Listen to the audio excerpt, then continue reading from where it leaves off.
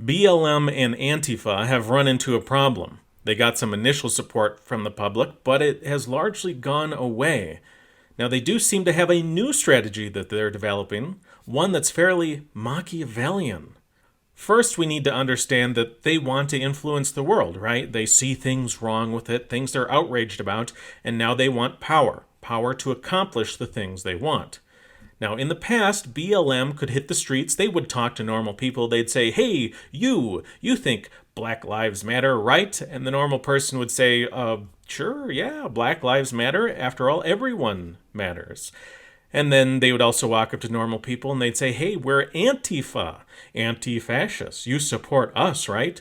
And the person replies, yeah, sure, yeah, that's good, right?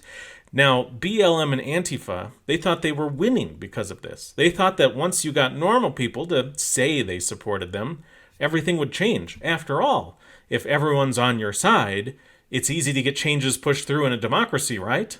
That's pretty simple, but there's a couple problems. One, we're not a democracy. Two, when it comes time for change, you can lose your support.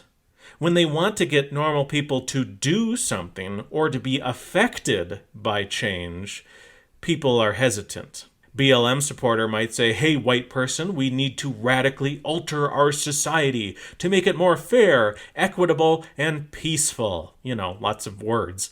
White person responds, all right, I guess that might be good. BLM supporter, great, we'll start with phase 1. Get out of your house so black people can move in. And then the white person says, oh, well, I've got a thing tomorrow. This isn't the right time. Maybe next week, month, year, decade, never. I mean, you have heard about BLM going into neighborhoods, right? Demanding white people leave their homes. Give your homes to black people, they say.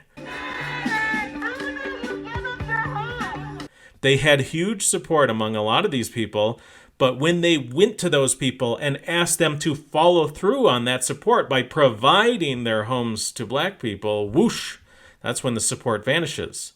When it's time to implement their anti-white agenda, they start to lose support. Reading from Machiavelli in The Prince, he talked about this sort of thing happening. He said when you have power and you go to your people, the normal people, quote, they will offer you their blood, property, life, and children, as is said above, when the need is far distant. But when it approaches, they turn against you. End quote. He's saying that, yeah, people will say that they'll fight for you when there's no chance of a war happening anytime soon. But once the war comes close, that's when they stop, right? And that's what's happening to BLM and Antifa. Suddenly, normal people aren't that enthusiastic about these causes anymore. When that person comes up to them and says, Black Lives Matter, right?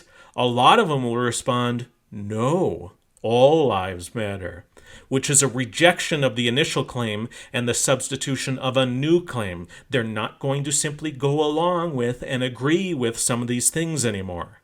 We even saw it with Colbert. I'm not sure if I understand what I can do to dismantle white privilege. Let's practice. Let's dialogue? Yeah, let's think about it. Okay. You have a lot of money, you have a show. You can't have my money. What can you do? And you can't have my show. Notice how once the person indicated what sort of things he could be doing, he says, oh, wait a second, maybe no. Now, how does BLM and Antifa, these two anti-white hate groups, deal with the fact that their support is so easily evaporating? Well, Machiavelli gave at least one possible course of action. Quote, men have less scruple in offending one who's beloved than one who is feared. If you want people to comply with you when the time comes to implement your BLM or Antifa plan, make sure they're too afraid to stand against you. What are they doing? They're walking down the streets screaming, "Death to America." Assaulting police officers, shooting police officers, burning people's houses and businesses down. When they see someone in a MAGA hat, they chase him down, assault him, hurt him for standing up against them. Because men have less scruple in offending someone they love than someone who they fear.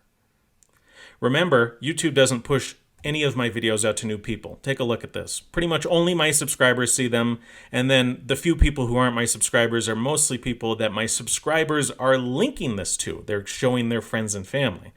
So if you want new people to see my videos, share them for me, please. I'm on BitChute, follow me there. I'm on Facebook, Library. You can also download and mirror any of my videos on other websites if you want. Just write in the description that you're creating a mirror and that you're not me. By the way, I'm planning a video on Mass Effect. Did you see American Krogan's video on Mass Effect, the video game franchise? It is a good one. I'll link it in a pinned comment.